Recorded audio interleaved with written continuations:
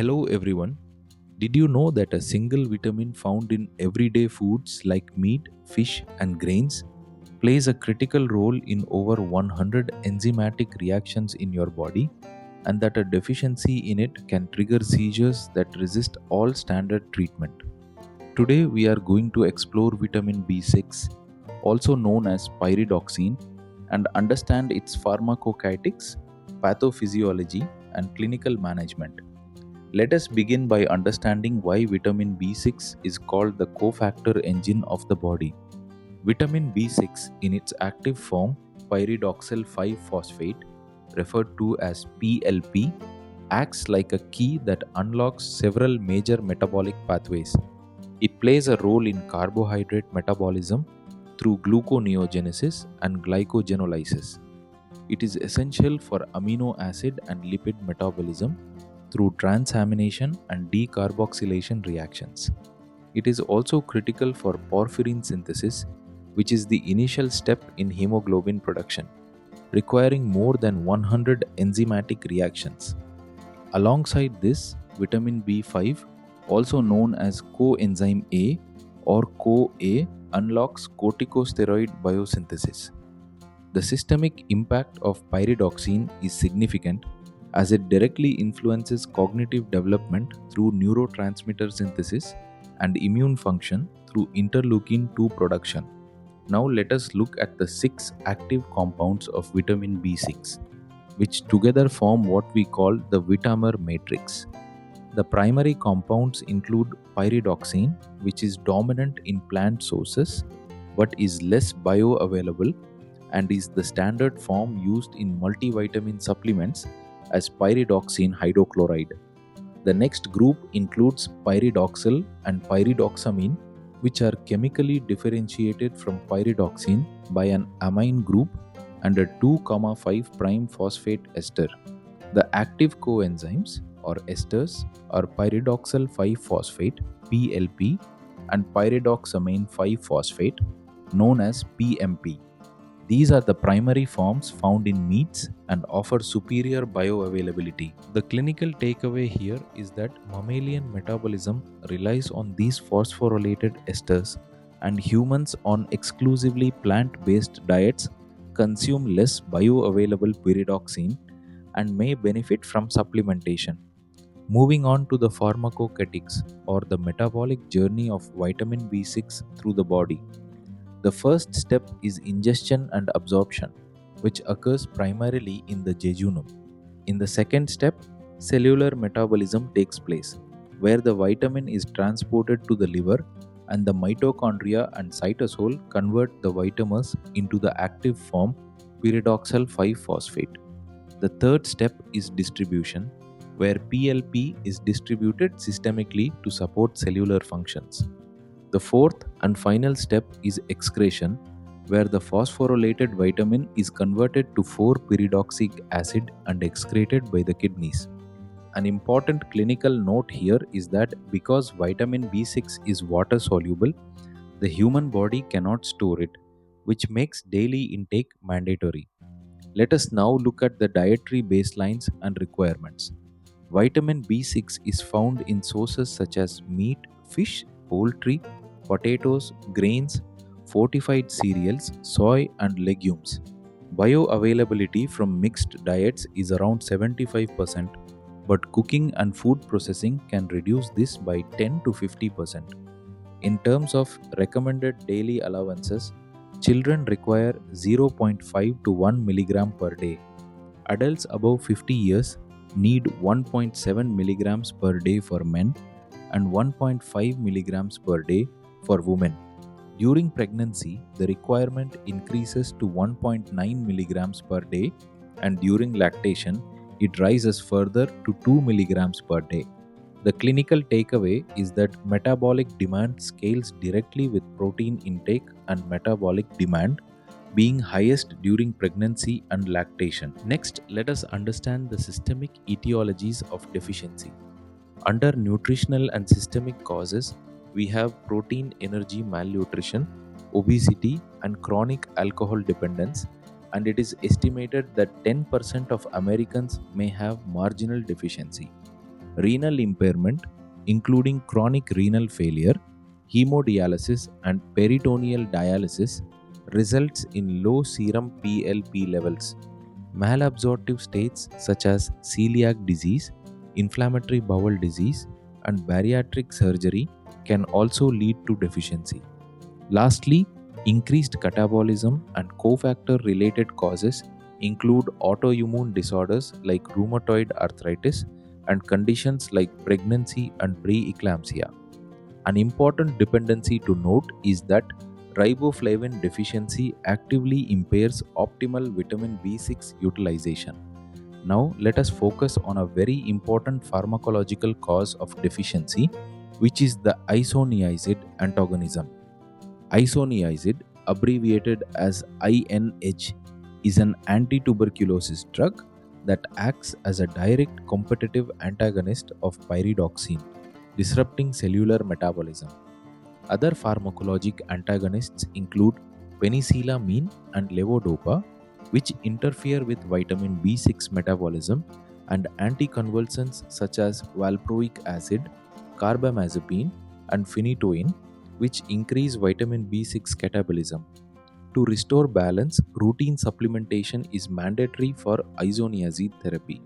The standard prophylactic dose is 10 milligrams per day, which can scale up to 6 to 50 milligrams daily, or 100 to 200 milligrams if neurotoxicity develops with high-dose isoniazid used for drug-resistant tuberculosis. Let us now look at the clinical spectrum of deficiency.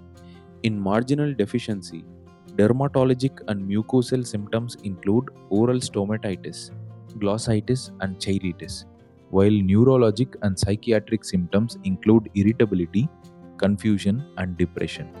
These symptoms are frequent, often vague, and can mimic other conditions.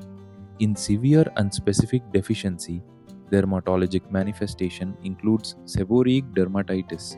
Hematologic manifestation includes microcytic anemia, and neurologic manifestation includes peripheral neuritis and refractory seizures, especially in neonates. Obstetric and cardiovascular manifestations include increased risk of preterm birth, early pregnancy loss, and elevated homocysteine levels, which is a risk factor for atherosclerotic cardiovascular disease. To understand this better, let us look at the pathophysiologic nexus. Failure of neurotransmitter synthesis leads to depression, irritability, and seizures. Failure of interleukin 2 production leads to immune dysfunction. Failure of porphyrin and hemoglobin synthesis leads to microcytic anemia, and failure of tryptophan metabolism leads to high urinary xanthuranic acid, which serves as a diagnostic marker.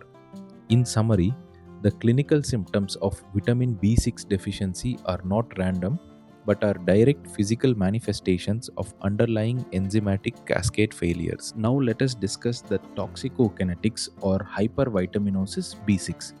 Normal dietary intake is around 1 to 2 milligrams. The safe supplementation limit is less than 100 milligrams. The toxicity zone begins from 250 milligrams up to 1000 milligrams, which is about 800 times the daily intake.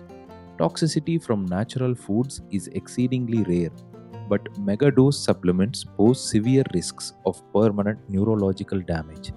Neurological symptoms, which are dose dependent and potentially irreversible, include sensory neuropathies, movement disorders, decreased touch, temperature, and vibratory sensation, and poor coordination.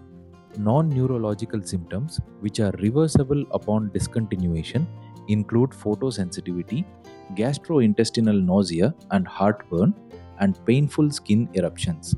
These effects can also interact negatively with levodopa, phenobarbital, and phenytoin. Let us now look at the diagnostic biomarker matrix used to assess vitamin B6 status. Plasma PLP concentration is the most common direct biomarker, reflecting liver concentration and being minimally influenced by daily diet. A level above 30 nanomoles per liter is considered sufficient. 20 to 30 nanomoles per liter is marginal, and below 20 nanomoles per liter is insufficient. erythrocyte transaminase activity is a functional biomarker that accurately reflects status and is particularly useful in critically ill patients.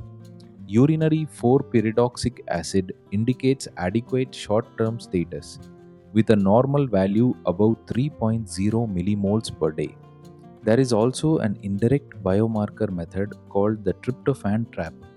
Normally, tryptophan is metabolized with the help of vitamin B6 as a cofactor into standard metabolites. But when vitamin B6 is deficient, this pathway is blocked, leading to excessive xanthurenic acid in the urine. The clinical protocol for this test involves administering a 2-gram tryptophan load. A normal result shows urine output of less than 65 millimoles per day of xanthurenic acid, while a deficient result shows more than 65 millimoles per day, indicating inadequate PLP available to metabolize tryptophan. Let us now move to outpatient pharmacology and maintenance. For deficiency maintenance, oral supplements and varied diets including whole grains, starchy vegetables, meats and egg yolks are usually adequate. Since an average healthy diet yields 6 to 10 milligrams of vitamins. For hyperemesis gravidarum, the dose is 25 milligrams 3 times daily. The mechanism provides empiric relief of symptoms, though the exact mechanism is unclear and not linked to underlying deficiency. And this is recommended by the American College of Obstetricians and Gynecologists, abbreviated as ACOG. For premenstrual dysphoric disorder, abbreviated as PMDD, the dose is 50 to 100 milligrams daily, which alleviates moodiness, irritability, and forgetfulness and shows synergistic efficacy when combined with calcium. Now, let us look at some important emergency protocols. The first is Pyridoxine-dependent seizures. This presents clinically in neonates and infants with severe refractory seizures unresponsive to typical anticonvulsants. The etiology is a rare autosomal recessive inborn error of pyridoxine metabolism or maternal malnutrition and vitamin B6 deficiency in breastfed infants. The immediate action protocol involves a stat dose of 100 milligrams of pyridoxine given intravenously, after which symptoms usually resolve rapidly. Long-term management requires lifelong treatment, with maintenance dosing ranging from 5 to 20 milligrams per kilogram per day up to 100 milligrams per day. The next protocol is isoniazid overdose-induced seizures. This is a life-saving intervention for refractory seizures. The next protocol is isoniazid overdose-induced seizures. This is a life-saving intervention for refractory seizures induced by isoniazid toxicity. The dosing calculation is based on the known amount of isoniazid ingested up to a maximum of 5 grams. The first dose given is 1 to 4 grams intravenously, followed by a maintenance dose of 1 gram intramuscularly or intravenously every 30 minutes until the full calculated dose is administered. The pharmacological rationale is that massively overwhelming the competitive inhibition at the vitamin B6 receptor is required to halt isoniazid-induced neurotoxicity. Finally, let us look at toxicology adjuncts. For ethylene glycol poisoning, vitamin B6 serves as an essential adjunct therapy at a dose of 50 milligrams, acting as a catalyst to convert toxic glyoxylic acid into non-toxic glycine, preventing severe systemic damage. For Gyrometra mushroom poisoning, vitamin B6 plays a role in seizure prevention and control at a dose of 25 milligrams per kilogram administered intravenously.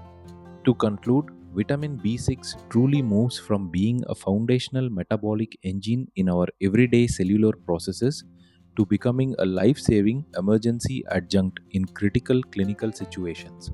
Hope you have understood about vitamin B6, pyridoxine. If you found this video useful, please watch and share with your friends and colleagues. Thank you.